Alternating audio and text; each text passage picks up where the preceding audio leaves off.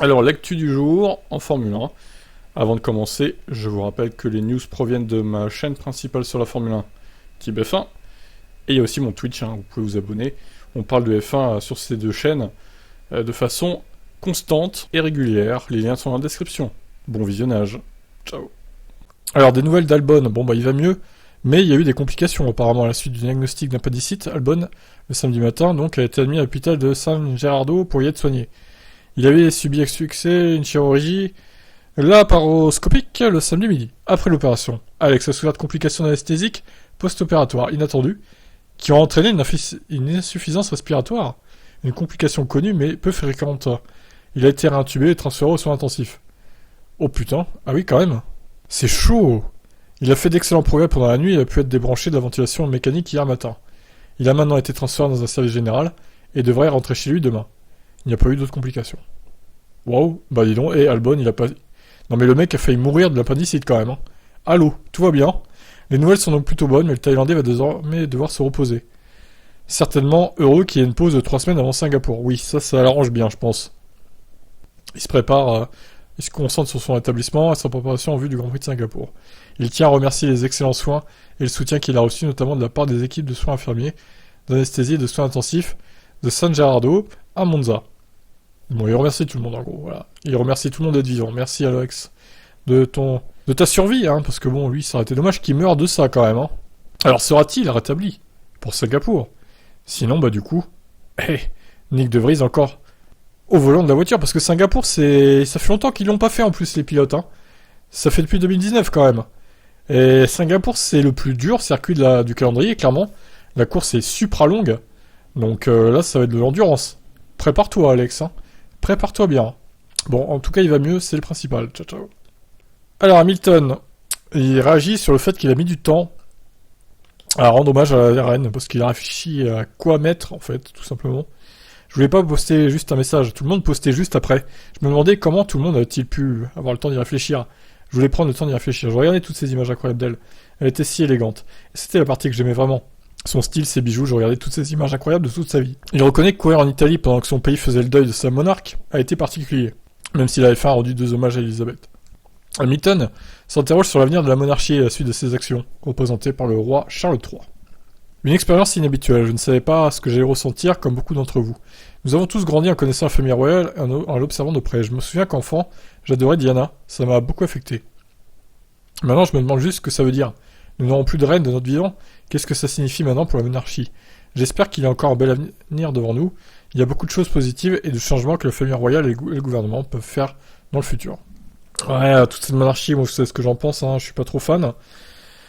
Surtout que le prochain, le successeur, c'est Charles III, donc lui, pareil, il est vieux. 73 ans, je crois. C'est encore un boomer, quoi. Putain, il faudrait mettre William, à la limite, il a 40 balais, ça va, lui, il serait plus moderne. Donc, espérons que Charles III n'ait pas régné trop long, n'est-ce pas? Comme ça, William pourra prendre la suite et il sera plus moderne, il va moderniser un peu tout ça, je pense. Il y en a besoin. Quant à Hamilton, c'est pas un drame qu'il ait pris du temps pour rendre hommage à la reine. Je crois qu'il y a pire dans la vie. Bon, je vous laisse commenter, ciao. Vettel s'agace que la F1 cède pour les survols d'avions. L'Allemand attaque le président italien et la Formule 1. Oui, c'est vrai qu'il devait arrêter ça, là, les avions et les Airbus qui survolent avec les chasseurs derrière. Pour Vettel, ce non-respect des engagements écologiques est déplorable. Le pilote Aston Martin n'hésite pas à attaquer le président de la République d'Italie, âgé de 81 ans, et ses motivations. J'ai entendu que le président d'Italie insistait pour avoir ce survol. Je veux dire, il a environ 100 ans. Alors peut-être que c'est difficile pour lui de laisser tomber ce genre de choses, il a son ego. Ouh, Sébastien qui clash, le président italien. On nous a promis que les vols aériens n'existeraient plus, mais il semble que le président ait changé d'avis, et que la F1 cède malgré les panneaux d'affichage autour de la piste, concernant certains objectifs visant à améliorer le monde. Si vous avez un objectif, vous ne devriez pas faire comme tous les pays et négliger le fait que vous n'atteindrez pas. Vous devez vous en tenir à ce que vous avez dit, mais le temps nous le dira. Vettel, qui a remporté à Monza sa première victoire en F1 en 2008, espère toutefois que le circuit restera au calendrier. C'est un bon circuit avec une bonne ambiance, j'espère qu'ils arrêteront de faire ce survol. Ouais, ce serait bien, effectivement, ça sert pas à grand chose, à part brûler du kérosène de façon débile. Bon, vous en pensez quoi? Ciao ciao. Hamilton, cette Red Bull est presque imbattable. Il se prépare à une première saison sans victoire. Ça, c'est moche. Ça, c'est moche. Ah, peut-être Singapour, allez, Lewis, ça sera mieux pour nous que Monza, mais on doit être réaliste, la Red Bull est presque imbattable. Il va falloir faire de vrais efforts pour battre cette voiture. En termes de performance, ils sont totalement en avance sur tout le monde. Nous ne les avons pas rattrapés, nous n'avons pas d'évolution à venir pour le dépasser. Il va falloir un peu de chance sur notre chemin. Ce n'est pas impossible car nous aurions potentiellement pu les battre à Zandvoort, peut-être à Budapest. Mais Max est généralement très cool une fois devant, vous remontez devant, donc vous ne connaissez jamais le vrai rythme de leur monoplace. Il risque donc de perdre son record d'être le seul pilote de F1 de l'histoire à avoir remporté une course à chaque saison à laquelle il participait. Ça serait moche qu'il perde son record, mais malheureusement, à mon avis, ça va être le cas. Hein. Alors à moins d'un miracle, voilà. Alors après un abandon de Verstappen et Hamilton deuxième, bon bah il gagne quoi. Mais bon, s'il faut compter sur un abandon de la concurrence pour gagner, c'est un peu dommage. Bon, à voir. Est-ce qu'il va perdre ce record selon vous cette année? Je vous laisse commenter. Ciao, ciao. Drugovich devient pilote de développement et de réserve d'Aston Martin. Évidemment, c'est grâce à son seul talent, n'est-ce pas? Le champion F2, évidemment. Il vient rentrer dans le giron Aston Martin pour occuper un poste de pilote de réserve et pilote de développement dès aujourd'hui. Il bénéficierait pour ça de l'entreprise, du soutien de l'entreprise brésilienne XP Investimentos, service financier. Un rôle qu'occupe Nico Hülkenberg en ce moment. Ce dernier est en contact avec Haas pour remplacer Mick Schumacher. Drugovich pourrait donc être promu rapidement. En attendant, il prend le rôle de pilote de développement, mais fera partie des pilotes de réserve qui seront mobilisables à partir de 2023. Devenir membre du programme de développement d'Aston Martin est une opportunité fantastique pour moi, et ne fait qu'ajouter à ce qui a été une saison 2022 extrêmement agréable et réussie. Gagner en Formule 2 a été longtemps considéré comme la meilleure rampe de lancement possible vers une carrière en Formule 1. Je considère que mon rôle chez Aston Martin me donne tous les outils pour franchir cette étape cruciale. Pour moi, 2023 sera une courbe d'apprentissage. Je travaille avec l'équipe de F1 et mon objectif principal est d'apprendre et de me développer en tant que pilote. J'espère que ça me donnera l'opportunité de courir en F1 à l'avenir. Pour remplacer Alonso, peut-être, quand il partira à la retraite. Au moins, il fera pas trop d'ombre à Stroll, Drugovich. Bon, qu'est-ce qu'il y a d'autre à ajouter? Pas grand-chose, hein. Mais il a fait combien de saisons F2, lui? Alors, sur son Wikipédia, ça doit être marqué. Putain, c'était sa 3e saison, quoi. 2020, 9ème, 2021, 8ème, et champion 2022. Il a gagné le MFR Challenge. Waouh. L'Euro Formula Open, et le championnat d'Espagne de Formule 3. Quelle grande carrière, Felipe. Bon, en vrai, c'est pas une flèche, hein. Après, faudrait voir ce qu'il donne en Formule 1. Peut-être que son talent se révélerait, mais je pense que c'est un pilote payant, quoi.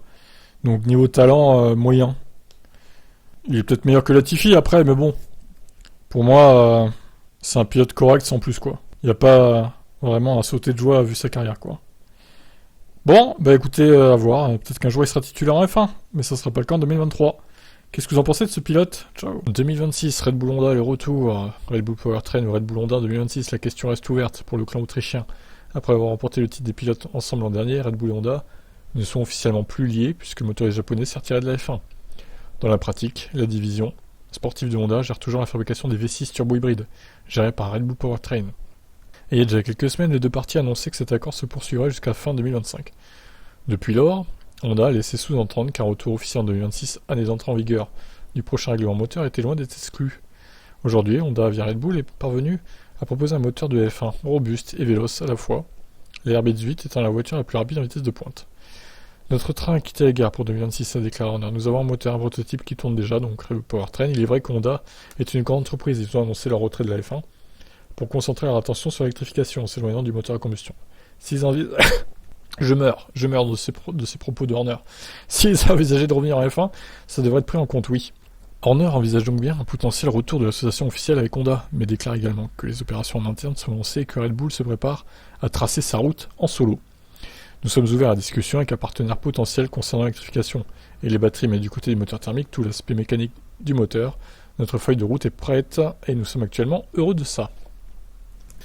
Bon, je sais pas ce qu'ils vont faire Red Bull, de toute façon c'est dans 4 ans, donc j'imagine que de toute façon ils vont se décider 2023-2024 au plus tard, quoi. Est-ce qu'ils vont vraiment faire cavalier seul avec Red Bull Powertrain, ce qui est un risque, parce qu'ils n'ont pas l'expérience que les autres constructeurs ont, même Honda a beaucoup d'expérience en F1 maintenant, avec ce nouveau moteur. Ils ont produit un moteur très bon, alors qu'il y a 5-6 ans c'était de la vraie merde, disons les choses. GP2 Engine, hein. Mais là, ouais, c'est vrai qu'il semblerait que ce soit le meilleur moteur en F1 maintenant. Donc, alors je serais Red Bull, je prendrais pas de risque et je retournerai avec Honda, hein, perso. Mais bon, à eux de voir. Je vous laisse commenter. Alors, Steiner semble écarter de plus en plus Schumacher et Ricciardo. Ah, Gunther, tu vas prendre qui? Giovinazzi, excuse-moi, mais bon... Giovinazzi, il a rien prouvé en F1, hein. Pour moi, il a fait une course solide, Mick Schumacher, je trouve, à Monza. Certes, il a pas marqué de points, mais bon, la voiture qu'il a aussi... Elle était moins bien que la Williams, hein, quand même, sur ce Grand Prix, il faut aussi l'avouer. Pour être honnête, on ne sait pas si Mick restera ou non. Il a signé de très bonnes courses au Canada, en Angleterre et en Autriche, mais il manque de régularité pour bien performer. On n'est pas pressé sur cette question des pilotes et Mick a encore des chances de montrer ce qu'il peut faire. Ok. Ce qui est peut-être plus inquiétant pour Mick Schumacher, c'est que le pilote de 23 ans semble même avoir perdu le soutien de l'Académie des pilotes Ferrari. Ce fut un autre week-end malheureux pour Mick. Admet Binotto, il est donc difficile de juger sa perf après ce week-end. On a encore quelques courses, mais Mick sait qu'il doit faire mieux pour faire plaisir à son équipe. Durant le week-end, Hülkenberg est apparu comme le favori surprise. 35 ans, Hülkenberg. Hülkenberg, ok, il a remplacé Vettel en début de saison, mais bon, est-ce qu'il n'est pas un peu rouillé maintenant, Nico? J'ai parlé à la plupart des pilotes potentiels, c'est mon travail, il n'y a encore rien de concret, mais nous ne voulons prendre que les plus petits risques pour le développement de l'équipe. Vous pouvez prendre un gros risque qui est bien quand ça marche, mais c'est mauvais quand ça marche pas.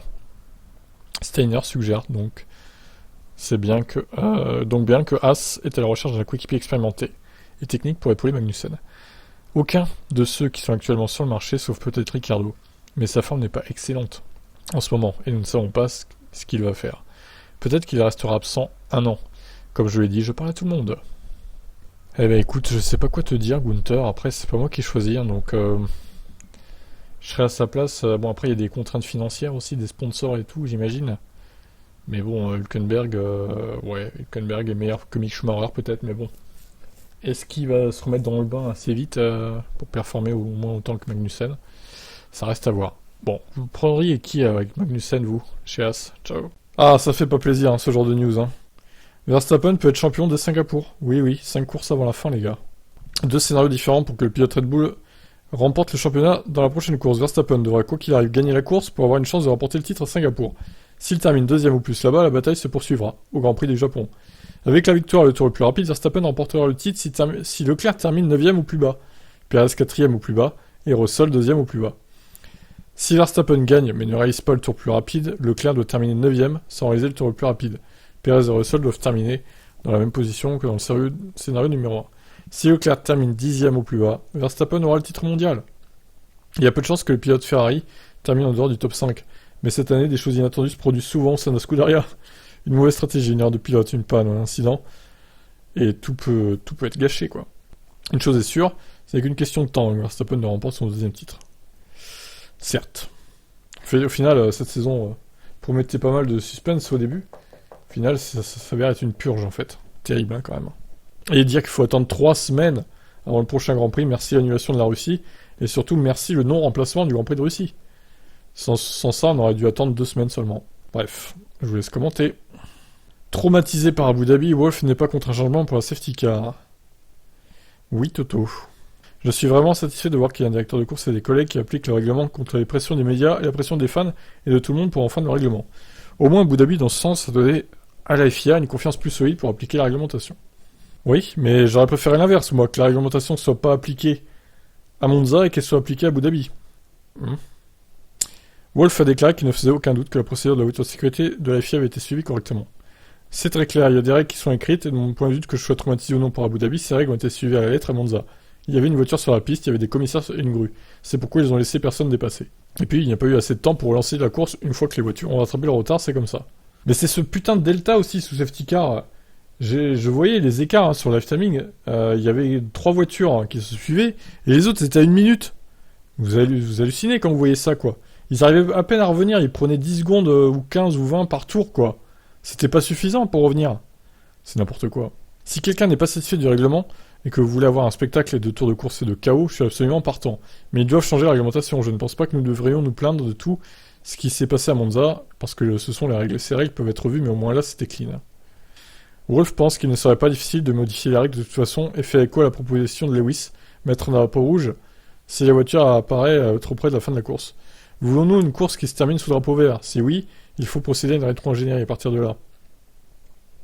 Vous pouvez donc dire 5 ou 10 tours avant la fin. Si nous avons une voiture de sécurité, mettons le drapeau rouge plutôt, et reprenons ensuite pour courir jusqu'à la fin. Si c'est dans un règlement, tant mieux. Il y a des gens beaucoup plus intelligents que moi, les directeurs sportifs, qui ont peut-être d'autres idées. Tant que la règle est claire, reconnue et suivie, pas de problème pour moi. Ok, bon, on va voir ce qu'ils décident, la FIA. Je vous laisse commenter. De Vries a prouvé qu'il avait sa place en F1, déclare Wolff. C'était un pilote Mercedes officiel jusqu'à ce que nous arrêtions la Formule E il y a quelques semaines. Il a remporté le championnat pour nous, notre premier championnat du monde électrique. Mais nous n'avons pas de contrat de management avec lui. Nous n'avons aucune influence sur sa carrière et nous ne prévalerons rien sur ses revenus futurs. C'est pourquoi je peux dire sans aucun intérêt que Nick mérite d'avoir une place en F1. Il l'a montré en raison de l'expérience limitée qu'il avait de la Williams. Il a été jeté dans le grand bain et il a posé une référence. Lauda aurait tiré sa casquette pour ça. Je pense que si une des équipes qui a encore une place libre ne vient pas le chercher maintenant, alors je comprends plus le monde. De Vries était déjà sur la shortlist de Williams pour remplacer Latifi après l'échec de l'accord Alpine, Williams pour placer Piastri. Franchement, si Williams garde Latifi et qu'ils prennent pas De Vries, c'est vraiment des raclures, hein. Franchement, il n'y a pas d'autre mot. Il mérite ce baquet, je pense que nous oublions à quel point il est dominant en F2. Il est absolument génial lors de son premier championnat en Formule E, lorsqu'il a remporté le championnat. Il sait être au niveau de ce qu'une voiture est capable de fournir, et rapidement. Alors, Verstappen, je n'ai pas vu exactement son week-end. C'est ce qu'il a fait contre Latifi, mais j'ai vu qu'il était devant, même si ce n'est pas la meilleure référence. Allez, ça c'est fait. Oh, tu critiques Latifi alors qu'il t'a fait gagner le titre 2021, Max? T'abuses, oh. Un peu de respect, merde. Nous savons tous ce que Nick peut faire. Nick ne gagne pas la Formule E pour rien. Il y a aussi de bons pilotes là-bas. Parfois, il faut aussi avoir un peu de chance pour entrer en Formule 1 au bon moment. Tout doit être aligné. C'est bien pour Nick au final. Je pense que c'était aussi un bon endroit pour rejoindre Williams. Ils étaient bien sûr plus compétitifs sur la ligne droite, comme à Spa, et pour se montrer, c'était mieux. De Vries aura-t-il sa chance en 2023? Vous passez tellement de temps à voyager en tant que réserviste, ça n'arrive jamais. Alors vous perdrez l'idée de ce que cela puisse arriver. Ce n'était évidemment même pas avant vendredi, mais très tard samedi, à la toute dernière minute. Peut-être que c'était même mieux, parce qu'alors vous n'avez pas le temps de réfléchir et vous devez juste vous lancer. Maintenant, forcément, j'en veux plus. Mais ce n'est pas dans mes mains, je peux juste croiser les doigts, signer un contrat, c'est tout. Eh ben, on te le souhaite, hein, parce que franchement, la 9ème de la première course, bravo. Et surtout, il a torché Latifi comme il faut. Hein. Allez, je vous laisse commenter. Les équipes vont parler de la safety car dès aujourd'hui. Bah ouais, il serait temps là, parce que ça urge, hein. Ça urge. Après ce qui s'est passé à Abu Dhabi, il y a eu beaucoup de discussions entre la F1 et la FIA, et toutes les équipes, afin de voir comment les règles pourraient être modifiées. Mais malgré les pressions de la F1 et de la FIA, pour que nous trouvions des solutions, c'est aux équipes qu'il revenait de décider. Et pratiquement toutes les équipes n'ont pas pu se mettre d'accord sur la meilleure solution. Ce serait aussi une solution équitable en termes de résultats sportifs. C'est pourquoi je suppose que nous devons simplement accepter que malheureusement des situations comme celle-ci ne peuvent se produire. Au final, nous avons voté pour que le règlement reste tel quel, et de ce que je me souviens, toutes les équipes ont voté comme ça. Donc ça, c'est Andreas Seidel qui dit ça, et même s'il peut sembler facile de créer quelque chose comme sortir automatiquement un drapeau rouge et ainsi de suite, en fait, c'est pas si simple. Nous avons longuement discuté, nous n'avons pas trouvé de meilleure solution. Putain, ils sont pas foutus de se mettre d'accord, ces glands aussi, là. On met un drapeau rouge si quelqu'un est dans le mur, si la piste est bloquée. On met un drapeau rouge parce qu'on peut plus passer. Et qu'il s'est passé quelque chose. Pourquoi mettre un drapeau rouge à une course? Parce que vous voulez faire un show d'un ou deux tours. Discutez-en avec la FIA, dites changeons le règlement. Nous voulons avoir un dernier tour de course vraiment top. Je lève la main pour ça, mais ce n'est pas ce qui est dans le règlement aujourd'hui. Le président Mohamed Ben Sulayem a convoqué le directeur d'équipe ce lundi, comme il l'a indiqué dimanche midi. Plusieurs sujets seront abordés. Horner, directeur de Red Bull, pense que celui-ci sera désormais abordé en priorité. C'est un processus, il y a eu beaucoup de changements. Il y a évidemment des leçons à tirer. Vous pouviez entendre le mécontentement du public. Les directeurs d'équipe et le président s'impliquent aussi pour parler de certains aspects. Je suis sûr que ce sera maintenant en haut de l'agenda. On doit mettre des problèmes sur la table. Mais nous devons éviter les scénarios comme celui-ci que nous avons eu à la fin de la course. Le Britannique admet que lui et son équipe auraient aimé une fin de course différente. Même en gagnant la course, c'était un anti-climax. On préfère gagner la course dans des conditions de course malgré le risque d'une relance. C'est un peu anti-climax quand vous obtenez ça.